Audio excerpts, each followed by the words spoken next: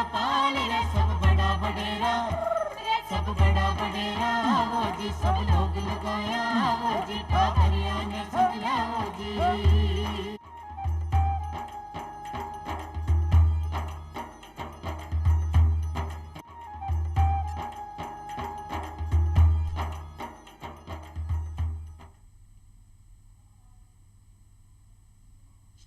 चौपाल का सगला दर्शिका ने राम राम सा। भाई ग्रामीण भाई बहनों, आज देश में महिलाओं ने हर प्रकार को सशक्त बनाने के लिए अपनी सरकार के द्वारा बहुत सारी योजना बनाई जा रही है और इको परिणाम भी आपने देख पाने मिले। आज की महिला अपने अधिकारों ने लिए जागरूक है और पुरुषों कंधों कंधों मिला चल रही है। आज की महिला बड़ा कार्य करने के लिए सक्षम है, चाहे काम मजदूरी को हो या फिर अंतरिक्ष में जाने को हो। आज महिला हर जगह अपनी कामयाबी को परचम लहरा रही है। महिला सशक्तिकरण के लिए आपने केंद्र और राज्य सरकार के द्वारा बहुत सारी योजना बनाई गई है, बहुत सारी नीतियां बनाई गई है। तो आइए आज री चौपाल के माध्यम हो जाना महिला सशक्तिकरण के लिए आपने राज्य सरकार के द्वारा किए जा रहे प्रयासों के बारे में और इस विषय पे जानकारी देवा खातर आपने सागे पधारा है डॉक्टर जगदीश प्रसाद जी, जो कि राज्य समन्वयक है महिला अधिकारिता विभाग में। जगदीश जी, आपको माँ के चौपाल कार्यक्रम में बहुत बहुत स्वागत है। आज आप महिला सशक्तिकरण पर बात कर रहे हैं, महिला सशक्तिकरण में राज्य सरकार के द्वारा कराया गया प्रयासों पर बात करें तो सबसे पहले आप माँ की जो भी ग्रामीण मातावां और बहनावां माँ को कार्यक्रम देख रही है बना, आप बताओ महिला सशक्तिकरण काई है। सही शुरुआत की आपने कि महिला सशक्तिकरण की अगर अपन बात करें तो ये महिला सशक्तिकरण क्या है ये जानना जरूरी है। देखिए, अगर हम इस संकल्पना को देखें तो बहुत विस्तृत है ये संकल्पना, लेकिन अगर हम साधारण शब्दों में इसको जानने की कोशिश करें तो देखिए कि सबसे पहले बच्ची पैदा होती है तो बच्ची पैदा होने के अधिकार और उसके अवसर से लेकर जैसे जैसे जो लाइफ साइकिल आगे बढ़ता है उन चरणबद्ध रूप से उसको आगे बढ़ने के लिए अवसर, समानता और अधिकार मिले और जीवन में उसको स्वयं निर्णय लेने की जो क्षमता है उसमें विकसित हो, सुरक्षित माहौल बने और एक होलिस्टिक जो है वातावरण हो समानता का, उसके सशक्तिकरण के जो प्रयास सकारात्मक हों और उसको स्वयं को जो है उस वातावरण में ऐसा महसूस हो कि वो जो सपने देख रही है वो उनको पूरा करने के लिए सक्षम है। उस पूरे वातावरण और पूरे होलिस्टिक अप्रोच में जितने भी संसाधन शामिल हैं उनके सहयोग को देखते हुए जो संकल्पना सामने आती है वो वास्तव में महिला सशक्तिकरण है। इसमें न केवल सरकार का बल्कि हर एक स्टेक होल्डर हो, चाहे वो हमारे परिवार हो, गैर सरकारी संस्थान हो या कोई और भी हो, इस वातावरण निर्माण में जो सहयोग देता है वो भी भागीदार होता है इस संकल्पना के निर्माण में। जी बिल्कुल सही बात है। और जगदीश जी, मेरा मानना है कि महिला सशक्तिकरण है भी बहुत ज़्यादा ज़रूरी, क्योंकि एक महिला अगर सशक्त हुई, एक शिक्षित हुई तो वो अपने टाबरा ने अच्छी तरीक़ों पाल सके और देश के विकास में भी बहुत बड़ो योगदान जो है महिला दे सके। इसके साथ में मैं आपको एक और चीज़ पूछना चाहूँ कि जब अभी हाल ही में एक योजना बनाई गई है आई एम शक्ति निधि के नाम हो, कई योजना है इसके बारे में आप थोड़ा सा बताओ। देखिए, राज्य सरकार जो है महिला सशक्तिकरण के मुद्दों पर काफ़ी संवेदनशील है। इसको ध्यान में रखते हुए हमारी सरकार ने जो है IM शक्ति निधि 1000 करोड़ रुपए की जो 2019-20 की बजट घोषणा की गई थी, 1000 करोड़ रुपए की एक निधि बनाई गई कि उसमें राजस्थान की महिलाओं के सर्वांगीण विकास के लिए, उनकी सुरक्षा के लिए, उनके संरक्षण के लिए, उनके कौशल विकास के लिए, उनकी शिक्षा के लिए, उनके पुनर्वास के लिए, उनके सामाजिक आर्थिक सशक्तिकरण के लिए एक पूरी वृहद संकल्पना बनाई गई, एक पूरी वृहद योजना बनाई गई और इसके माध्यम से जो है अलग अलग योजनाएं प्रदेश में क्रियान्वित की जा सके। तो इस निधि के माध्यम से जो है अनेक योजनाओं को हम प्रदेश में लागू कर सकें, इसके लिए राज्य सरकार ने एक बजट प्रावधान किया था जिसके तहत अनेक योजनाएं क्रियान्वित की जा रही हैं। जी, तो जी जगदीश जी, जो आप बताओ IM शक्ति जो योजना है जो महिलाओं के आर्थिक और सामाजिक विकास के लिए बनाई गई है, तो महिला इस योजना को फायदों की तरीका उठा सके, इसके बारे में आप बताओ।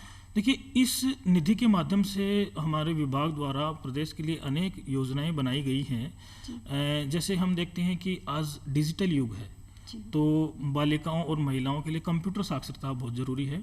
तो इसको ध्यान में रखते हुए जो है इंदिरा महिला शक्ति प्रशिक्षण एवं जो है कौशल संवर्धन योजना बनाई गई है। उसके तहत जो है हम कंप्यूटर का प्रशिक्षण देते हैं, कंप्यूटर का बेसिक प्रशिक्षण है। इसके अलावा जो है फाइनेंशियल लिटरेसी का प्रशिक्षण है।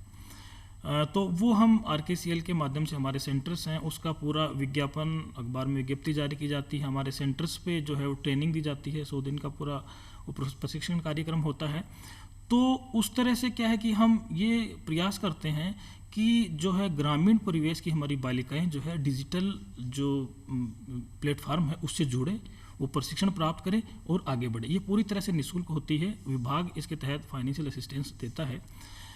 इसके अलावा जो है एक कौशल सामर्थ्य योजना है, उसके तहत क्या है कि जैसे महिलाएं हैं, स्वयं सहायता समूह हैं, वो घरों में छोटे मोटे काम करती हैं, जैसे सिलाई का, कुछ परिधान निर्माण का, छोटे छोटे खाद्य उत्पाद निर्माण का काम करती हैं, हस्तशिल्प का काम करती हैं।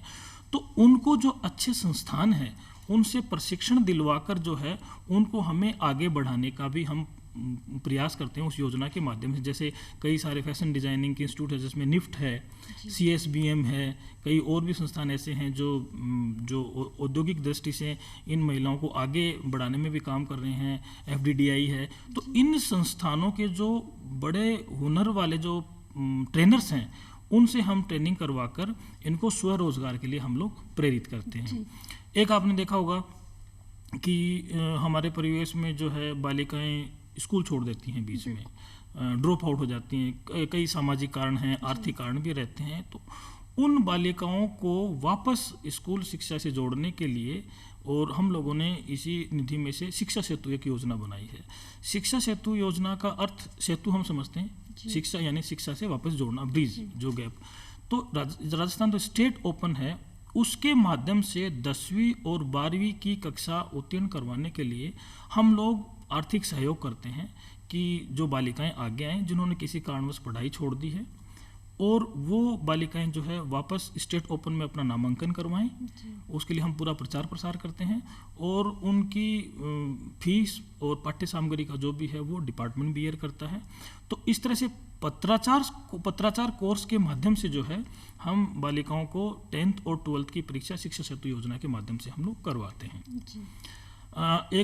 हमने देखा होगा कि महिलाएं कई बार क्या है कि प्राइवेट सेक्टर में काम करती हैं, लेकिन कुछ पारिवारिक परिस्थितियों की वजह से जो है किसी कारणवश वो काम छोड़ देती हैं। तो उन महिलाओं को हमने वापस काम से जोड़ने के लिए, उन कामकाजी महिलाओं को वापस काम से जोड़ने के लिए एक योजना अभी चलाई है, जागृति, IM शक्ति जागृति योजना के नाम से, जागृति बैक टू वर्क, कि वापस हम जो है उनको काम से जोड़ें। तो उसमें निजी क्षेत्र का सहयोग भी लिया जाएगा, जो कॉरपोरेट सेक्टर है उनका भी सहयोग लिया जाएगा, CSR का भी सहयोग लिया जाएगा। तो उसके तहत एक पोर्टल विकसित किया गया है कि जो महिलाएं किसी कारणवश जो है उन्होंने जॉब छोड़ दिया है और वापस करना चाह रही हैं, चाहे वो घर पे बैठ के या बाहर जाकर, तो एक पोर्टल के माध्यम से अपना रजिस्ट्रेशन करवाएं और उसमें विभाग जो है किसी एजेंसी से कन्वर्जेंस करके उनको जॉब मुहैया करवाएगा। इस तरह से योजना है। इसके अलावा जो है, जो एक सबसे बड़ी बात यह है कि महिलाएं हुनर जानती हैं, प्रशिक्षण प्राप्त कर लिया, सामग्री भी बनाती हैं, स्वयं सहायता समूह बना लिया, लेकिन उनको आगे अपने प्रोडक्ट बनाने के लिए, छोटे मोटे स्किल डेवलप करने के लिए, छोटे मोटे लघु उद्यम स्थापित करने के लिए आर्थिक सहयोग कैसे मिले। तो उसके लिए हमारे विभाग ने IM शक्ति उद्यम प्रोत्साहन योजना बनाई है। उसमें देखिए क्या प्रावधान है कि अगर कोई महिला या महिलाओं का समूह या स्वयं सहायता समूह कोई लघु उद्यम स्थापित करना चाहता है तो 50 लाख रुपए तक का ऋण, वो किसी तरह की कोई सामग्री का निर्माण करे, और अगर स्वयं सहायता समूह का क्लस्टर है तो उसको 1 करोड़ रुपए का ऋण विभाग की ओर से सहयोग से वो बैंक द्वारा दिलाया जाता है। उसमें 25% सब्सिडी का प्रावधान है, और जो वंचित वर्ग की महिलाएं हैं, जैसे कि विधवा है या परित्यक्ता है या SC ST की महिलाएं हैं, तो उनके लिए 30% सब्सिडी का प्रावधान है। यानी कि हम ये प्रयास करते हैं कि वो अपना स्वयं सहायता समूह बनाएं, अपने हुनर को आगे लेके आएं, और उसके लिए अगर ऋण की व्यवस्था भी हम लोग करवाते हैं।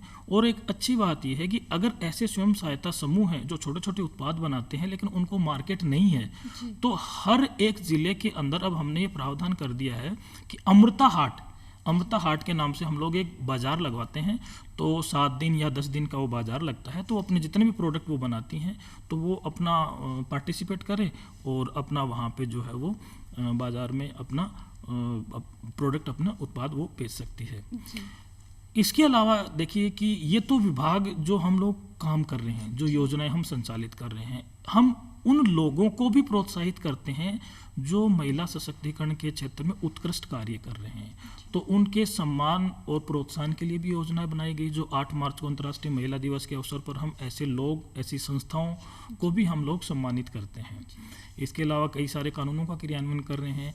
केंद्र सरकार की योजनाएं भी संचालित है, जैसे बेटी बचाओ बेटी पढ़ाओ, राज्य सरकार की एक कैश इंसेंटिव स्कीम, मुख्यमंत्री राष्ट्रीय योजना, और भी बहुत सारी स्कीम्स है जो अभी आपकी चर्चा के दौरान अपन बात करेंगे। जी जी, बहुत बढ़िया बात जगदीश जी आप बताओ कि आयम शक्ति जो योजना है, आप साधारण भाषा में आप कह सकें भाई ये योजना के द्वारा आपने जो बालिकावां हैं बाने शिक्षा की पूरी सुविधा मिल सके, और जो अपनी महिला है भी छोटा छोटा लघु उद्योग जो है आपका घर पे चला सके, और बाने सरकार के द्वारा भी के लिए पीसो भी दियो जावे। इसके साथ जगदीश जी आप बात करें, एक और सरकार के द्वारा एक योजना बनाई गई है महिला नीति 2021, इसके बारे में बताइए आ योजना कहीं है। देखिए, राज्य महिला नीति 11 अप्रैल 2021 को माननीय मुख्यमंत्री महोदय ने लॉन्च की थी। अभी ये इससे पहले जो महिला नीति राज्य सरकार की चीज 2000 में आई थी, 2000 के बाद में काफ़ी सारी चीज़ें परिष्कृत हो गई। एक विजन डॉक्यूमेंट होता है, नीति जो है वो सरकार का एक विजन डॉक्यूमेंट है, दस्तावेज इस तरह का है कि लोकतांत्रिक समाज में महिलाओं की गरिमा, उनके मानवाधिकार सुनिश्चित करने के लिए, उनकी सुरक्षा, उनके संरक्षण सुनिश्चित करने के लिए जो है सरकार क्या कदम उठाएगी, सरकार के क्या प्रयास रहेंगे, और अंतर विभागीय कन्वर्जेंस कैसे रहेगा, विभागों का क्या दायित्व रहेगा, जेंडर संवेदी वातावरण निर्माण के लिए विभागों की क्या भूमिका रहेगी। और इसमें इतना ही नहीं, इसमें एक अच्छी बात का ये समावेश किया गया है कि महिला सशक्तिकरण के क्षेत्र में जितने भी लोग काम कर रहे हैं उनको एक प्लेटफॉर्म पर लाया जाए, और जैसे गैर सरकारी संस्थान हैं, कॉरपोरेट सेक्टर्स हैं, हमारे विभाग हैं, तो इनके माध्यम से कन्वर्जेंस स्थापित किया जाए और एक सकारात्मक वातावरण, एक सुरक्षित वातावरण महिलाओं का हमारे प्रदेश में बने। इस तरह का एक विजन डॉक्यूमेंट है, और हर एक विभाग अपनी अपनी योजनाएं बना के और क्रियान्वित कर रहा है। उसमें जो जेंडर कंपोनेंट है, वो जेंडर कंपोनेंट है, उसको प्रभावी तरीके से धरातल पर किस तरह से लागू किया जा सके, इसकी भूमिका भी इस दस्तावेज में सुनिश्चित की गई है।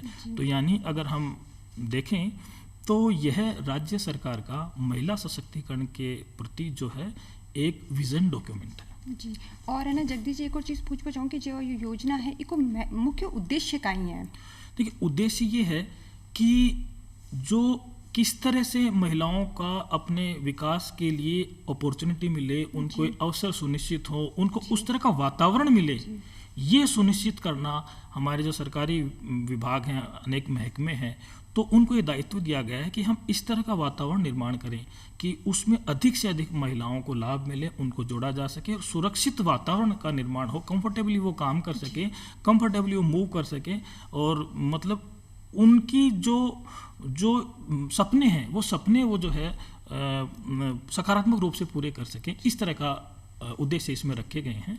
मानवाधिकारों के साथ वो है अपनी गरिमा के साथ आगे बढ़ सके, ये सारे उद्देश्य इसमें रखे गए हैं। बिल्कुल जगदीश जी, सरकार के द्वारा समय समय पे आपने जो भी महिलाएं हैं माने सशक्त बनाने के लिए बहुत सारी योजना बनाई गई है, बहुत सारी प्रयास किया जा रहे हैं। इसके साथ में सरकार के द्वारा एक योजना बनाई गई है, उड़ान योजना, इसके आप बारे में आप बताइए आ कहीं है। हाँ, अभी एक ये फ्लैगशिप योजना है। अभी 19 दिसंबर को ही माननीय मुख्यमंत्री महोदय ने इस योजना को लॉन्च की है। इसके पीछे एक बड़ी सोच है, बड़ी सोच इस मायने में कि देखिए कि माहवारी प्रबंधन और स्वच्छता और जागरूकता के अभाव में जो है कई सारे रोग हो जाते हैं क्योंकि जानकारियां नहीं है। तो इस योजना के 2 पार्ट हैं, एक तो निःशुल्क सैनिटरी नैपकिन किशोरियों और महिलाओं को वितरित करना, दूसरा माहवारी स्वच्छता प्रबंधन किस तरह से उसके बारे में जागरूकता बढ़ाना। तो ये योजना मैं अगर कहूँ कि पूरे भारत में एक काफ़ी महत्वपूर्ण और एक बड़ी वृहत योजना है जिसको अभी विभाग ने लागू किया है प्रदेश में। इसमें एक तो किशोरी और महिलाओं के लिए सैनिटरी नैपकिन डिस्ट्रीब्यूशन का मुख्य प्रावधान है इसमें। तो जो प्रथम चरण है उसमें जो टारगेट रखा गया वो लगभग 29 लाख किशोरियों और महिलाओं को जो है निःशुल्क सैनिटरी नैपकिन वितरित किए जाएंगे, जिसमें प्रथम चरण में हमारे जो secondary, senior secondary, higher senior secondary जो स्कूल्स हैं उनको जोड़ा गया है। अगले चरण में जो है आंगनबाड़ी पर आने वाली महिलाओं को, आंगनबाड़ी पर जो सुविधाएं हैं तो उनको जोड़ करके करीब 1,26,00,000 का ये टारगेट होगा। जब हम इतने बड़े टारगेट ग्रुप को, हमारे प्रदेश के अंदर लगभग 62,000 आंगनबाड़ियाँ हैं, तो उनके थ्रू जो है हम लगभग 1.25 करोड़ महिलाओं और किशोरियों तक जो है फ्री सैनिटरी नैपकिन डिस्ट्रीब्यूशन का जो है ये प्रयास आगामी चरणों में किया जाएगा। और उसके साथ ही हमने स्वयं सहायता समूह को प्रमोट करने का प्रयास किया इसमें कि उनके थ्रू भी हम लोग सैनिटरी नैपकिन बनवाएं उनको भी, ताकि ये काम में भागीदारी मिल सके। गैर सरकारी संस्थाओं को भी जोड़ने का प्रयास किया है कि ताकि इसके बारे में ज़्यादा से ज़्यादा जागरूकता बढ़ाई जा सके। मेडिकल हेल्थ डिपार्टमेंट है, हमारा ICDS और हमारा जो महिला एवं बाल विकास विभाग है, सब मिलकर एक इस तरह का वातावरण हम बनाएं कि एक तो जो झिझक है कि भाई जो है माहवारी स्वच्छता के बारे में जो बातें नहीं कर पाते हैं, तो वो एक खुला माहौल बने, और ताकि जो केवल झिझक की वजह से कई सारे रोग हो जाते हैं तो उनसे बचा जा सके। और इसके क्या फ़ायदे हैं सैनिटरी नैपकिन यूज़ करने के, उसके बारे में जानकारी अधिक से अधिक लोगों तक पहुंचाया जाए और ये सुविधा निःशुल्क धरातल तक, ग्रामीण परिवेश तक पहुंचाया जा सके। इस उद्देश्य से एक महत्वाकांक्षी जो योजना है ये प्रारंभ की गई है। बिल्कुल जगदीश जी, अगर आपका बात करें शहरी क्षेत्र की, तो आज शहरा में फिर भी आजकल की जो बालिकाएं हैं, जो किशोरियां हैं, वे जागरूक है, क्योंकि टेलीविजन में भी बहुत सारा प्रोग्राम हो रहा है, स्कूल के मायने में बहुत सारा इनका कार्यक्रम शुरू कराया गया है, जो उन्हें बालिकाओं ने ठा पड़ जावे कि सैनिटरी नैपकिन यूज़ करना कितना ज़्यादा ज़रूरी है और महामारी के बारे में चर्चा भी करी जाए। लेकिन अगर हम ग्रामीण परिवेश की बात करें तो आज भी गाँव में बहुत सारी किशोरियाँ यानी कि बहुत सारे टाबरियाँ यानी कि जो विद्यालय को नहीं जावे, तो बांके लिए की तरीके का कार्यक्रम चलाया गया है ताकि आपने जो भी ग्रामीण बहना है बाने बिठा पड़े कि सैनिटरी कितो आवश्यक इस्तेमाल करना, इसके बारे में आप थोड़ा बताओ। देखिए, जब ये योजना लॉन्च की थी उस दिन का मैं अपना अनुभव साझा करता हूँ कि उस दिन माननीय मुख्यमंत्री महोदय जो है उनके कर कमलों से योजना लॉन्च हुई थी, तो उनका एक ये सपना रहा कि भाई ये जो आपने जो प्रश्न उठाया है ये अमूमन हर एक ग्रामीण परिवेश से प्रश्न उठता है, तो इसके बारे में अधिक से अधिक जानकारी पहुँचाई जाए। तो लॉन्चिंग के दौरान हर एक राजीव गांधी सेवा केंद्र है, IT जो ज्ञान केंद्र है, वो हमारे डिस्ट्रिक्ट कलेक्ट्रेट और जो हमारे DOIT के जितने भी सेंटर्स हैं उनको जो है नेटवर्क से जोड़ा गया और लाइव टेलीकास्ट किया गया था। उसमें एक सेशन जो है जो हमारे एक्सपर्ट्स थी, डॉक्टर जो गायनेकोलॉजिस्ट थी, जो एक्सपर्ट थी, महात्मा गांधी मेडिकल कॉलेज की जो प्रिंसिपल थी, तो उनका एक लेक्चर करवाया गया कि ये क्यों ज़रूरी है, इसके क्या फ़ायदे हैं, इनके जानकारी नहीं होने की वजह से क्या नुकसान होते हैं। तो पूरे प्रदेश भर में वो जानकारी जो है अपने इस इंटरनेट नेटवर्क के माध्यम से जो है लाइव प्रसारित की गई थी सारे हमारे जो DOIT NIC के सेटअप के माध्यम से, जिसमें ग्रामीण परिवेश के लोग भी जुड़े थे और उसके बाद में मीडिया ने भी इसकी पब्लिसिटी करी। तो मतलब ये एक माध्यम है, ये शुरुआत हुई कि इसके बारे में हम लोग बताएं। आज इंटरनेट मोबाइल का ज़माना है, तो हमने कुछ वीडियो क्लिप्स भी बनवाई है विभाग के लेवल पर, जो कि हमने मीडिया के माध्यम से उसको रिलीज़ भी किया है।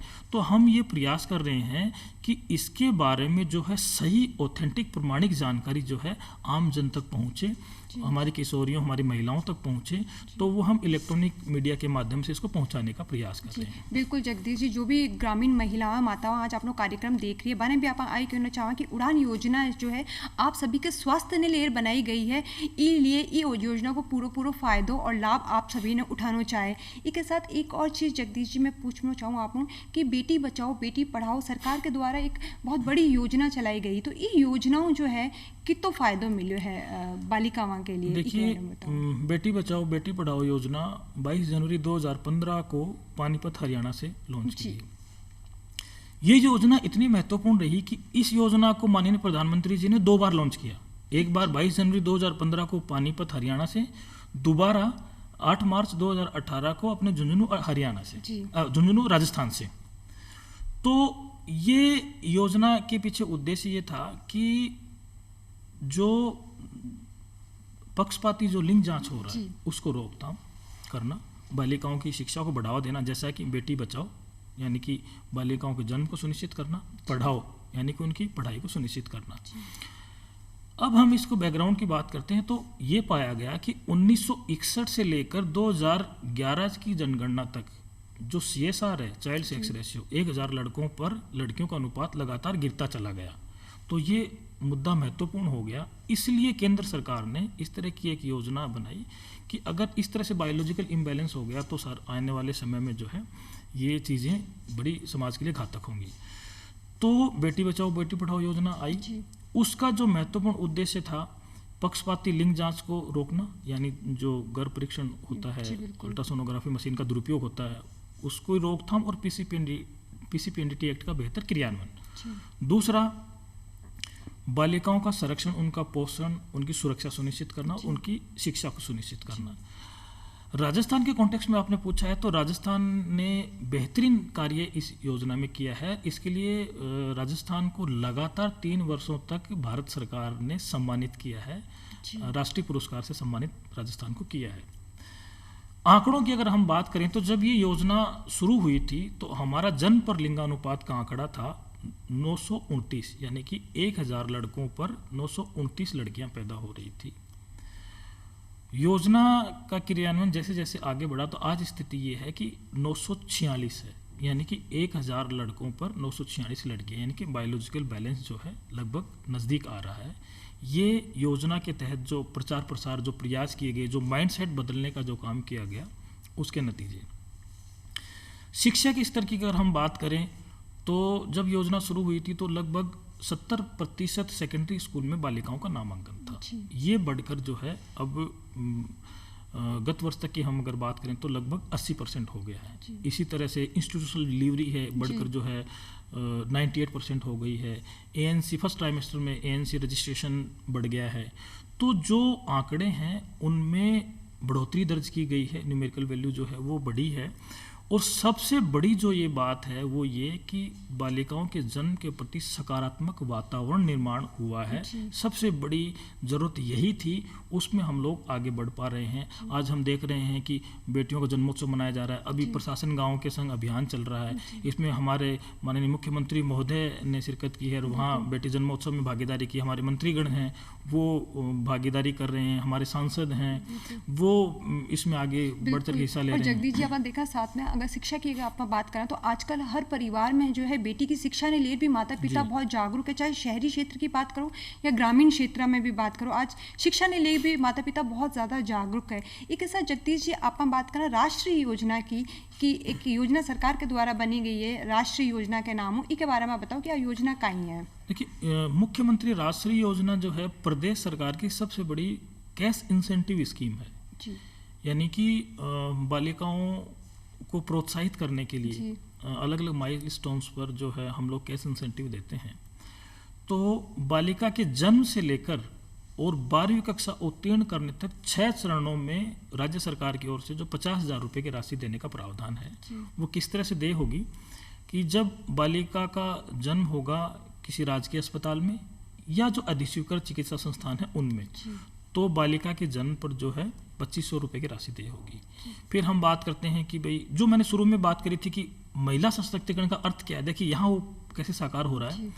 जैसे जैसे लाइफ साइकिल आगे बढ़ा, बच्ची पैदा हुई, 2,500 रुपये हमने प्रोविजन किया। 1 वर्ष की बच्ची होने पर संपूर्ण टीकाकरण सुनिश्चित होने के ऊपर 2,500 रुपये हमने फिर बैंक अकाउंट में ट्रांसफर किए बच्चे के नाम से। अब स्कूल में प्रवेश करती है बालिका, राजकीय विद्यालय में प्रथम कक्षा में प्रवेश लेती है तो 4,000 रुपये का प्रावधान है। फिर 6th क्लास में प्रवेश लेती है तो 5,000 रुपये का प्रावधान है।